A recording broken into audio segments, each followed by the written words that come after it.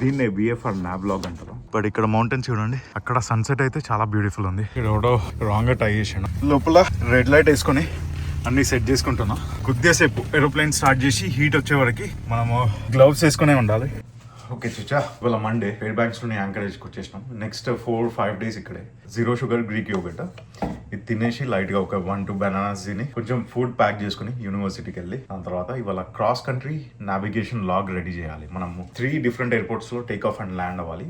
But ఇవాళ flight training మనకు night training కాబట్టి విజువల్లీ అంత కనిపించకపోవచ్చు. బట్ ఎనీవేస్ మనము అట్లీస్ట్ ఫ్లైట్ కి వెళ్లే ముందు ప్రీ ఫ్లైట్ చెక్ లిస్ట్ ఎలా ఉంటుంది, వెదర్ ఎలా చూస్తాం, ఇదన్నీ చెప్పడానికి నేను ట్రై చేస్తాను. మనం నావిగేషన్ లాగ్ కూడా ప్రిపేర్ చేయాలి. ఒక పేపర్ లాగ్ అన్నట్టు. దాంట్లో ఎవ్రీ 15 to 20 నాటికల్ మైల్స్ కి ఒక పాయింట్ సెట్ చేసుకొని ఈ పాయింట్ నుండి నెక్స్ట్ పాయింట్ కి ఎంత టైం పడుతుంది, ఆ నెక్స్ట్ పాయింట్ నుండి ఇంకో నెక్స్ట్ పాయింట్ కి ఎంత టైం పడుతుంది అని చెప్పేసి ప్రాపర్ గా మనము టైమర్ పెట్టుకొని చూస్తూ ఉంటే కొద్దిగా అటు ఇటు ఒక 20 to 30 సెకండ్స్ కొద్దిగా లేట్ అయినా ఎర్లీగా వెళ్ళినా పర్లేదు. But I think with in that number మనం రీచ్ అవ్వగలిగితే మనం చేసిన నాబ్లాగ్ చాలా యాక్యురేట్ అన్నట్టు. అండ్ ఆల్సో చాలా థింగ్స్ చేంజ్ అవుతుంది నాబ్లాగ్స్ లో. అంటే ఎవ్రీ డే మనము విండ్స్ చాలా డిఫరెంట్ గా ఉంటాయి కాబట్టి ఆ విండ్స్ ని బట్టి ఈ నాబ్లాగ్ అన్నది చేంజ్ అవుతుంది. సో పాయింట్స్ అన్ని ప్రతి మచ్ సేమే ఉంటాయి. బట్ ఇవాళ ఫ్లై అయ్యేదానికి రేపు ఫ్లై అయ్యేదానికి ఆ డిస్టెన్సెస్ డిస్టెన్స్ సేమే ఉంటుంది. టైం అటు ఇటు వ్యారీ అవుతుంది. ఎందుకంటే విండ్ స్పీడ్స్ ని బట్టి ఒకవేళ హెడ్ విండ్ ఉంటే కొద్దిగా స్లోగా వెళ్తాం, వచ్చేటప్పుడు అదే హెడ్ విండ్ టైల్ విండ్ అవుతుంది. సో అప్పుడు ఫాస్ట్ గా వచ్చేస్తాం. బట్ ఎనీవేస్ నేను రెడీ అయ్యి తినేసి ఇంకా యూనివర్సిటీ బయలుదేరుతా. అక్కడ ఇవాళ మనకు 2 క్లాసులు ఉన్నాయి. దాని తర్వాత ఈవినింగ్ ఫ్లైట్ ట్రైనింగ్ ఉంది. నైట్ ఫ్లైట్ కాబట్టి చీకటి అయిన తర్వాతనే వేయాలి. బట్ చీకటి అయ్యే ముందు మనం ప్రీ ఫ్లైట్ ఇన్స్పెక్షన్ చేసి అన్ని రెడీ పెట్టుకొని చిన్న విల్ మేక్ ఇట్ హ్యాపెన్. మనం బయలుదేరుతున్నాం యూనివర్సిటీకి. ఇంకా చాలా స్లో ఉంది.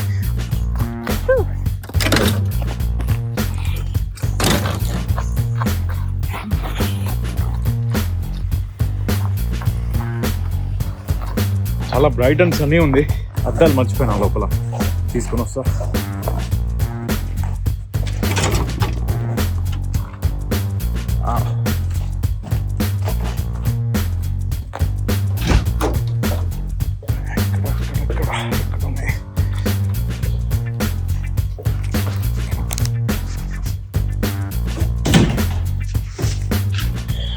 చాలా డిఫరెన్స్ ఉంటుంది అద్దాలు ఉంటే అద్దాలు లేకుంటే, ఎస్పెషలీ ఫ్లయింగ్ చేసినప్పుడు.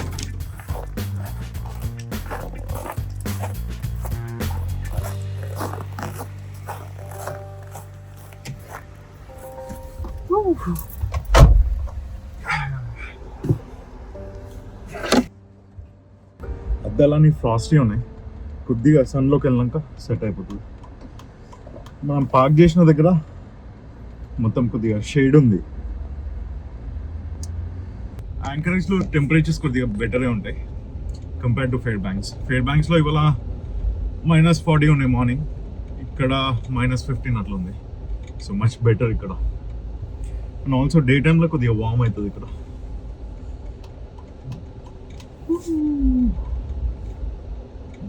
టూ వీల్లో ఉంది. It's okay, no rush. అక్కడ ముందరికి వెళ్ళాక మౌంటైన్స్ కనిపిస్తాయి. మనం కాలేజ్కి వెళ్ళే వేలో చాలా బాగుంటుంది వ్యూ. సో మనం యాంకరేజ్ లో వీక్ డేస్ స్కూల్ కోసం కాబట్టి ఎటు చూసినా మౌంటైన్స్ ఉంటాయి. చాలా అంటే చాలా ప్రెటీ ఉంటుంది. కాలేజ్ దగ్గర నుండి మౌంటైన్స్ కనిపిస్తాయి, ఇంటి దగ్గరికి వచ్చేటప్పుడు మౌంటైన్స్ ఉంటాయి. మనం టౌన్లో ఎటు వెళ్ళినా కూడా as long as it's not a cloudy day ఎటు చూసినా మౌంటైన్స్ కనిపిస్తాయి మనకి.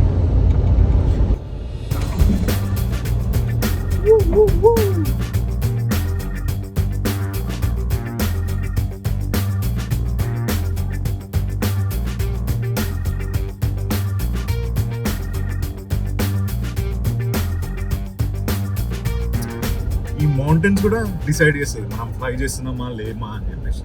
ఇన్ కేస్ ఈ మౌంటైన్స్ కనిపించకపోతే ఆ రోజు it's a very bad flying day అన్నట్టు. కొద్దిగా లో లెవెల్ క్లౌడ్స్ కానీ ఫాగ్ కానీ ఉన్నట్టు. సో లాస్ట్ 2 monthsలో ఓన్లీ 2 గుడ్ ఫ్లయింగ్ డేస్ ఉండే నాకు, అట్లీస్ట్ నా లెవెల్ ఆఫ్ ఫ్లయింగ్కి. It's fine, we are getting there one day at a time.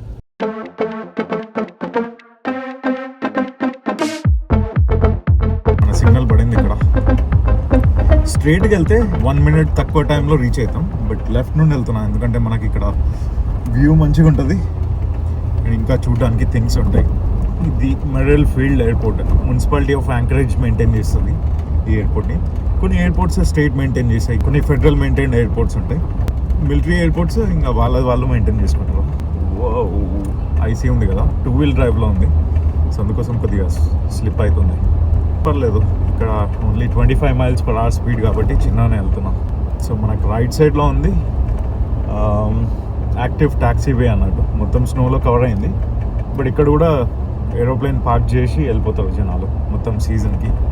మనకి స్ట్రైట్ కనిపిస్తున్న బిల్డింగ్స్ ఉన్నాయి కదా, ఆ బిల్డింగ్ పక్కనే, ఆ బిల్డింగ్కి ముందే ఒక రన్వే ఉంది. ఇక్కడ అన్ని చిన్న చిన్న ప్లేన్స్ పార్క్ చేసి ఉన్నాయి. Most of the small planes సమ్మర్లో యాక్టివ్గా ఫ్లై అవుతాయి. వింటర్స్లో అప్పుడప్పుడు వాళ్ళు మంచిగా మెయింటైన్ చేస్తే ఫ్లై చేస్తారు. బట్ వింటర్లో ఫ్లై చేయాలంటే చాలా మెయింటెనెన్స్ కావాలి, అంటే రెగ్యులర్ మెయింటెనెన్స్ కావాలి. అట్లీస్ట్ చాలా అయినా పర్లేదు.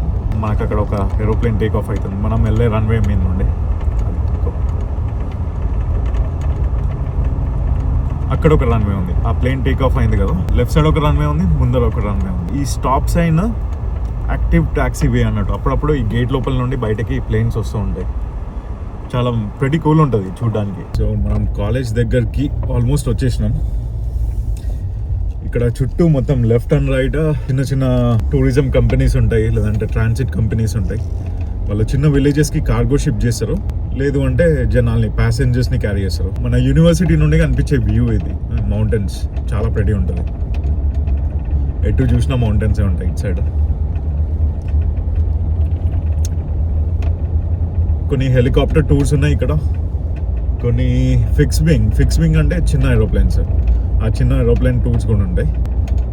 అలాస్కాలో అన్ని ప్లేసెస్కి రోడ్స్ ఉన్నాయి కాబట్టి చిన్న చిన్న విలేజెస్కి ఈ చిన్న క్యారియర్స్ అన్నది ఫ్లై అవుతారు.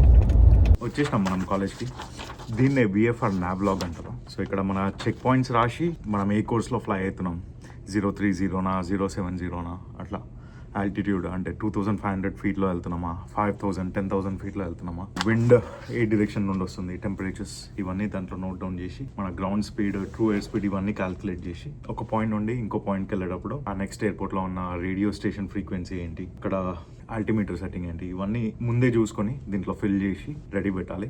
వెళ్ళేటప్పుడు అంటే రెఫరెన్స్ చేసుకోవచ్చు, మనకు గుర్తున్నాయి అనుకో అన్ని ఫ్రీక్వెన్సీస్, మనం టక్క చేంజ్ చేస్తూ ఉండొచ్చు. ఇది one of the important thing. At least నేనున్న ఫేస్లో. నేను నెక్స్ట్ కొద్దిగా ఎక్స్పీరియన్స్ పైలట్ అయిపోయినాక నాకు చాలా అప్లికేషన్స్ ఉన్నాయి ఆన్లైన్లో, ఏదో ఒకటి యూజ్ చేయొచ్చు.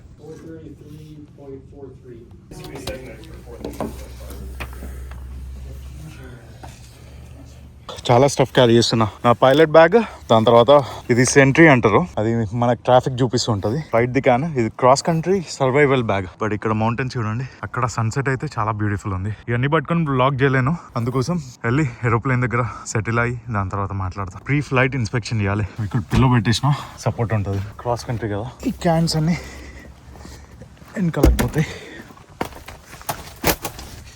నెక్స్ట్ మనం ఈ స్ట్రాప్స్ దిగాలి. బట్ ఒక్క నిమిషం ఇన్స్ట్రక్టర్తో మాట్లాడదాం.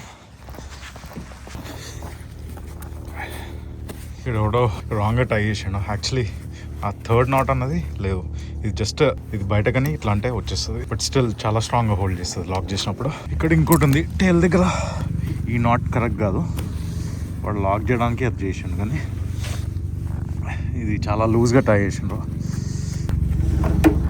ఈ యాప్ చక్కగా పనిచేయలేదు ఇప్పటిదాకా. మనం ఈ ఎయిర్ క్రాఫ్ట్ తీసుకెళ్తున్నాం. 9:15కి స్టార్ట్ అవుతున్నాం. లెట్స్ సే ఒక 2 hours 15 minutes ఇస్తాం. Air craft 35339. Right wing, left wing, 2 wings ఉంటాయి దీనికి. రైట్ వింగ్లో, లెఫ్ట్ వింగ్లో, 2 వింగ్స్లో ఫ్యూయల్ ట్యాంక్ ఉంటుంది. సో లెఫ్ట్ వింగ్లో కొద్దిగా ఫ్యూయల్ తక్కువ ఉంది, అయితే ఫ్యూయల్ ఫిల్ చేయాలి. ఇందాకనే ఒక ఏరోప్లేన్ని పుష్ చేసి వచ్చిన, వానికి హెల్ప్ చేసిన లోపల పెట్టడానికి. బట్ అక్కడ సౌత్ ట్యాంక్ అని అక్కడ ఫ్యూయల్ ట్యాంక్ ఉంది, అక్కడికి పుష్ చేసి ఫ్యూయల్ నింపుకొని మళ్ళీ ప్రీ ఫ్లైట్ ఇన్స్పెక్షన్, అంటే బయట మొత్తం ఫ్యూయల్ తీసి ఫ్యూయల్లో వాటర్ ఉన్నాయా లేదా చెక్ చేసి, ఫ్యూయల్ లెవెల్ కరెక్ట్ ఉందా లేదా ఇవన్నీ చెక్ చేసి దాని తర్వాత స్టార్ట్ అవ్వాలి. 30 minutes లోపు చీకటి అయిపోవచ్చు. ఈ డే లైట్ మొత్తం ఎండ్ అయ్యి చీకటి అయితేనే అప్పుడు నైట్ ఫ్లైట్గా కౌంట్ అవుతుంది. అది బ్యూటిఫుల్ ఉంది, కానీ చల్ల ఉంది, చాలా చల్ల ఉంది. మూన్ లైట్ కూడా చాలా ఉంటుంది ఇవాళ. న్యూ మూన్ రోజు ఫ్లై చేసే కన్నా ఫుల్ మూన్ రోజు చాలా బ్రైట్ ఉంటుంది. నైట్ ఫ్లైట్ ఈజీ ఉంటుంది చెప్పాలంటే. చలో వాడు వస్తుండో ఫ్యూయల్ కొట్టించేసుకొని మిగతా ఫ్లైట్ ఇన్స్పెక్షన్ కంప్లీట్ చేసి నా ఇన్స్ట్రక్టర్కి మెసేజ్ కొడతా, బాబు రెడీ ఉన్నా వెళ్ళడానికి అని. నేను ప్లాన్ చేసిన ఎయిర్పోర్ట్స్ కన్నా ఒక ఎయిర్పోర్ట్ చేంజ్ అయింది, ఎందుకంటే అక్కడ విండ్స్ రిపోర్ట్ అవ్వట్లేదు. వేరే ఫ్లైట్ ఇన్స్ట్రక్టర్ ఇంకా స్టూడెంట్ అక్కడికి వెళ్ళినారు, చాలా విండీ ఉంది అంటే ప్లాన్లోకి వెళ్ళి తీసేసి కొత్త ఎయిర్పోర్ట్ యాడ్ చేసిన.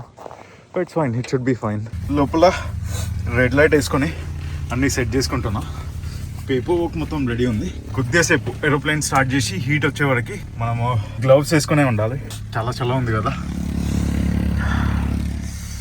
ఆల్మోస్ట్ రెడీ చిచ్చా, everything is good to go. Time 10:30 అవుతుంది చిచ్చా. 2.5 గంటలు క్రాస్ కంట్రీ ఫ్లైట్. ఒక 70 నాటికల్ మైల్స్ ఉన్న ఒక చిన్న ప్లేస్కి వెళ్ళేసి వచ్చిన. అప్ అండ్ డౌన్ కాకుండా మళ్ళీ ఒక థర్డ్ ఎయిర్పోర్ట్లో కూడా ల్యాండ్ అయినా. మొత్తానికి ఒక 3 గంటలు పట్టింది ఫ్లైట్ ప్లాన్ ఓపెన్ చేసి అక్కడికి ఫ్లై అయ్యి మళ్ళీ అక్కడ నుండి వచ్చి ల్యాండ్ అయ్యి. ఇక్కడ ఇంకా వింటర్ సీజనే కదా మనకి, ఆల్మోస్ట్ ఏప్రిల్ వరకు లేదంటే మే వరకు ఏరోప్లేన్కి ఇంజిన్ బ్లాంకెట్ కవర్, దాని తర్వాత వింగ్ కవర్స్ ఇవన్నీ పెడుతూనే ఉండాలి. మనం ల్యాండ్ అయినాక కూడా ఇంకో 30-40 మినిట్స్ మనము ర్యాంప్ పైన స్పెండ్ చేస్తాం. అన్ని వింగ్ కవర్స్ అన్ని సెక్యూర్ చేసి, అది ఒకవేళ last flight of the day అయితే. సో ప్రతి మచ్ నా తర్వాత ఇంకెవరు ఫ్లై అవ్వట్లేదు కాబట్టి నేను అవన్నీ చేయాల్సి వచ్చింది. ఏరోప్లేన్ని టై చేసి వింగ్ కవర్స్ అన్ని సెక్యూర్గా పెట్టేసి, దాని తర్వాత ఫ్లైట్ ఆపరేషన్స్కి వచ్చి డీబ్రీఫ్ ఉంటుంది.